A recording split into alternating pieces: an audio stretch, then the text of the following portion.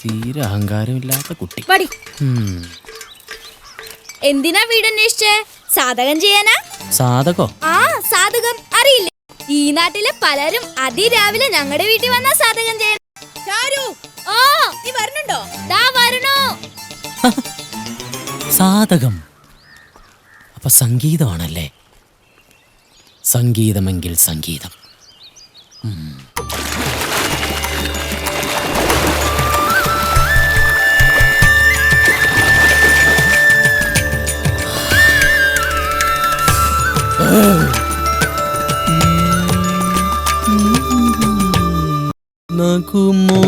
ഓ, സംഗതിയൊന്നും വരുന്നില്ല.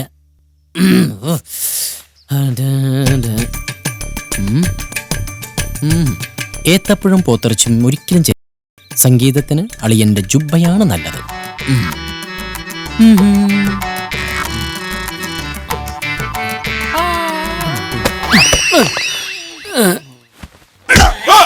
മലവാസി പെരുമ്പറ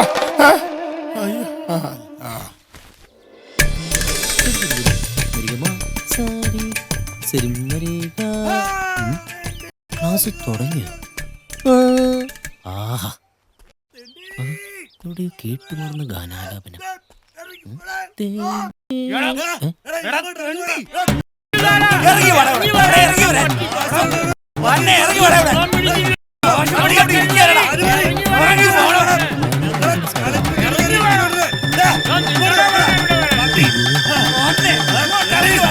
ചേട്ടാ, ഇവിടെ ശ്രദ്ധിക്കൂ ചേട്ടാ. എന്താണ് ഇവിടെ പ്രശ്നം? പ്രശ്നം എന്താന്ന് പറഞ്ഞ നീ തരുവാണ് തരുവോന്ന്? അല്ല, ഞാൻ പറയുന്നൊന്ന് കേട്ടോ. ഞാനിവിടെ എന്തെങ്കിലും കിട്ടാണ്ടെങ്കിൽ തെറി പറഞ്ഞു വാങ്ങിയെടുക്കാൻ നോക്കടാ. പോടാ. സോറി, വഴി തെറ്റി. വരും മോനെ. കഴിവേറെ മോനെ, നീ ഒരിക്കലും നന്നാവില്ലടാ. റെസ്റ്റ് എടുക്കാതെ തെറി പറയടാ. അയ്യോ, ഇവിടെ എന്താ പ്രശ്നം? മോലാളിക്ക് തീരെ വയ്യ, അതുകൊണ്ട് തെറി പറയാൻ എന്നെ വാടകയ്ക്ക് എടുത്തതാ. ഇന്നത്തെ തെറി മതി, ബാക്കി തെറി നാളെ. എടുത്തോ, എന്നെ എടുത്തോ. ബാക്കി തെറി നാളെ കാണാം.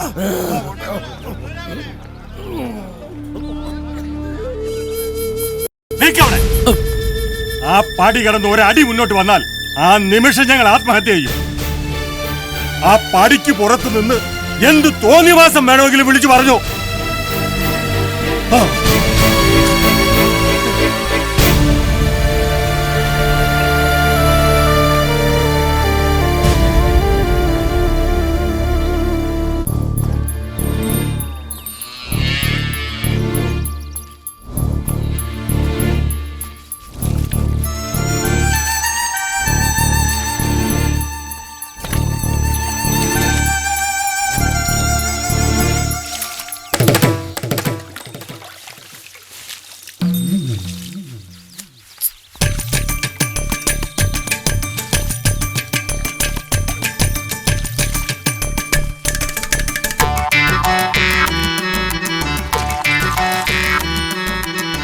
ഗുഡ് മോർണിംഗ് അല്ലി. എന്തിനാ ഇങ്ങോട്ട് വന്നത്? പാലൊക്കെ ഞാൻ അങ്ങോട്ട്. ഹേയ്, ആ പാല് ഞാൻ കുടിക്കില്ല. ആദ്യം ഏത് പശുവിന്റെ പാലാണെന്ന് അറിയണം. മാത്രമല്ല അതിന്റെ കുഞ്ഞിന്റെ അനുവാദം എനിക്ക് മേടിക്കണം. പണ്ട് തൊട്ടുള്ളൊരു ശീല. ഇതാണോ നിന്റെ മോൻ? അയ്യേ, ഇത് മോനല്ല, മോളാ. മോളാ? അയ്യോ, മോളൂട്ടി ഇങ്ങനെ അടുത്ത് വന്നേ. ഇങ്ങ വന്നേ. അതേ മോക്കുള്ള പാലേ ഞങ്ങൾ കുടിച്ചോട്ടെ.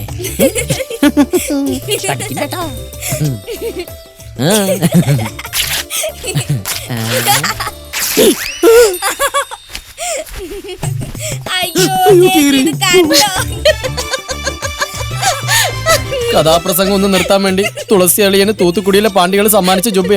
ഇനി അളിയനോട് ഞാൻ എന്ത് സമാധാനം പറയും? ശരിക്കും കീറിട്ടോ. അയ്യോ, അതാരാ? അതെന്റെ അമ്മയാ. സുഖമില്ലാത്ത ആളാ. നാട്ടുകാരെന്നും വന്ന് ചീത്ത പറഞ്ഞ് ഇങ്ങനെ ആയതാ. അമ്മ ഒരാളെ കിട്ടാൻ കാത്തിരിക്കുക. തുറന്നു വിടട്ടെ? അയ്യോ വേണ്ട, ഞാൻ പൊക്കോളാം. ഈ പശുവിനൊന്നും തിന്നാൻ കൊടുക്കാറില്ല. ഏതായാലും വന്നതല്ലേ, ഇത് ഞാൻ തന്നെ കൊണ്ടുപോക്കോളാം. അല്ല, അപ്പൊ എന്റെ കാശ് എപ്പ തരും? നിങ്ങളുടെ കാശോ? അത് ശരി. അപ്പൊ എന്റെ കാശിന് മാത്രം ഒരു വിലയില്ലല്ലേ? ഞാൻ രാപകലില്ലാതെ അധ്വാനിച്ചുണ്ടാക്കിയ കാശാ. പറ എപ്പ തരും? അതിന് നിങ്ങളുടെ നമ്പർ എത്രയാ? 9447022003. അതല്ല, നിങ്ങളുടെ പാസ്ബുക്കിന്റെ നമ്പർ. അത് 210. ശരി, ഞാനൊന്ന് നോക്കട്ടെ. ഉം. ആ, അതിന് എനിക്ക് എത്ര കാശ തരാനുള്ളതെന്ന് തനിക്കറിയോ? മാക്സിമം 10,000 രൂപ. അതിനും വലിയ കുറിയൊന്നും എന്റെ ഏട്ടൻ നടത്തിയിട്ടുണ്ടായിരുന്നില്ല. ഉം. ഏട്ടന് ഇപ്പൊ നാട്ടിൽ നിന്ന് പോയത് നോക്കണ്ട. എല്ലാവർക്കുള്ള കാശായി എന്റെ ഏട്ടൻ തിരിച്ചു വരും, എനിക്ക് ഉറപ്പാ.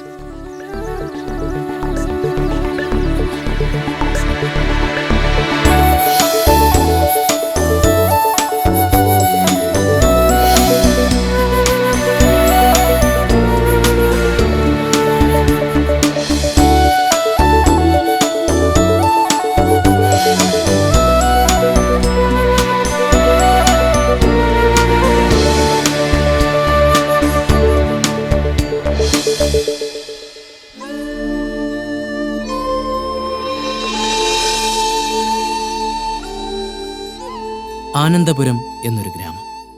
ആ ഗ്രാമം മുഴുവൻ പ്രകാശം പരത്തി പാറി നടന്ന ചിത്രശലഭം പോലൊരു പെൺകുട്ടി. ഒന്നിനു പുറകെ മറ്റൊന്നായി വന്ന ദുരിതങ്ങൾ മൂലം കൗമാരത്തിൻ്റെ സ്വപ്നങ്ങൾക്കെല്ലാം അവധി കൊടുത്ത് കുടുംബഭാരം പേറാൻ നിർബന്ധിതയായ ഒരു പാവം പാൽക്കാരി പെൺകുട്ടി. അവളുടെ സഹനത്തിൻ്റെ കഥയാണ് ഈ പുതിയ നാടകം.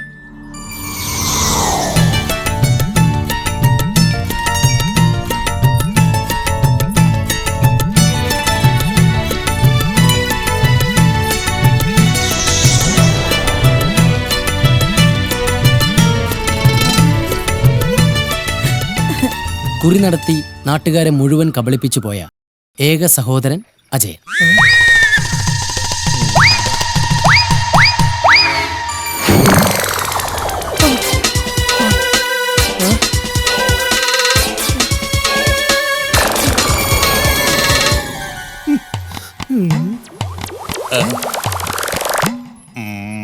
ജീവിതമേൽപ്പിച്ച ദയാരഹിതമായ ആഘാതങ്ങൾക്ക് മുമ്പിൽ നിസ്സഹായനായി പോകേണ്ടി വന്ന അച്ഛൻ.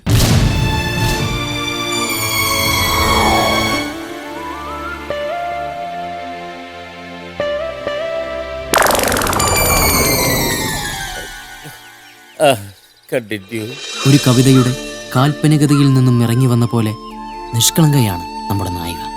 എന്നെങ്കിലും ഒരിക്കൽ കഥയിലെ നായകനെ പോലെ കടങ്ങളെല്ലാം വീട്ടാൻ തൻ്റെ ഏട്ടൻ തിരിച്ചു വരുമെന്ന് അവൾ കിനാവ് കാണുന്നു. അവളുടെ കിനാവുകൾ സഫലമാകുമോ അതോ അവ വെറും പാഴ്ക്കിനാവുകളായി തകർന്നടിയുമോ? അതാണ് ഈ നാടകത്തിന്റെ പ്രധാന പ്രമേയം.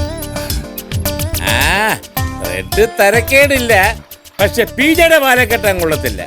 നീ ഒരു കാര്യം ചെയ്യും, അച്ഛന്റെ ക്യാരക്ടർ ഒന്ന് ഡെവലപ്പ് ചെയ്യും, ബാക്കി ഞാൻ സ്റ്റേജിൽ കലക്കിക്കൊള്ളാം. അതൊക്കെ നന്നായിട്ടുണ്ട്. പക്ഷെ ഞാൻ ഇപ്പൊ അവിടെയും ബ്ലൗസ് കിട്ട് അഭിനയിക്കാന്ന് വെച്ചാ സാരമില്ല, ഞാൻ അഡ്ജസ്റ്റ് ചെയ്തോളാം. ആശ കൊള്ളാം, പക്ഷെ അത് ഈ സമിതി നടക്കത്തില്ല. കിളവിയുടെ ഒരു പൂതിയെ. ഞാനാണ് ഈ നാടകത്തിന്റെ സംവിധായകൻ. എനിക്കറിയാം ആരൊക്കെ എന്നൊക്കെ വേഷം ചെയ്യണോന്ന്. വേണ്ടി വന്ന സിനിമാ നടികളെ കൊണ്ട് അഭിനയിപ്പിക്കും. ഈ കോട്ടയം ഗോപാലൻ പിന്നെ 150 രൂപക്കല്ലേ ഐശ്വര്യറായി വരും. അയ്യടാ, തവളയ്ക്ക് കണ്ണാട വെച്ച പോലെ ഒരു കോലം.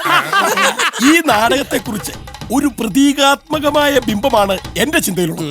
ഞാൻ നിന്നെ ഇവിടുന്ന് പറഞ്ഞു വിട്ടാലോന്നാണ് എന്റെ ചിന്തയിലുള്ളത്. നാടകം കൊള്ളാം മോനെ പവിത്ര, സംഗതി കലക്കി. അറിയാലോ, സമയം തീരില്ല. അതുകൊണ്ട് ഗോപാലേട്ടൻ അടുത്ത 15-ാം തീയതി ഇങ്ങോട്ട് വരും. അപ്പൊ ഐശ്വര്യമായിട്ട് ഫുൾ സ്ക്രിപ്റ്റ് ഈ കയ്യിലോട്ട് ഇങ്ങ് തരണം. കേട്ടല്ലോ? അപ്പൊ ഞങ്ങൾ ഇറങ്ങുവാ. ഒരു കാഥികൻ എന്ന നിലയ്ക്ക് നിങ്ങൾ എന്നോട് അഭിപ്രായം ചോദിക്കാത്ത നിലയ്ക്ക് ഞാൻ എന്റെ അഭിപ്രായം പറയാം. ഇതൊരു നാടകത്തെക്കാൾ കഥാപ്രസംഗത്തിന് അനുയോജ്യമായ ബീജമാണ്. പാടവരമ്പത്തെ പാൽക്കാരി പെണ്ണ്, പാൽക്കാരി പെണ്ണ് നിന്റെ കയ്യിൽ.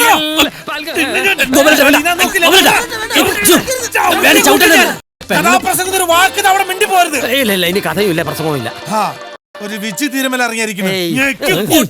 എന്തെങ്കിലും ചെയ്യുന്നേ? ഒന്നും ചെയ്യണില്ല. അടുപ്പിലൊരു മുടിയും ഒരു തേങ്ങ കൊണ്ട് നടക്കുവാ.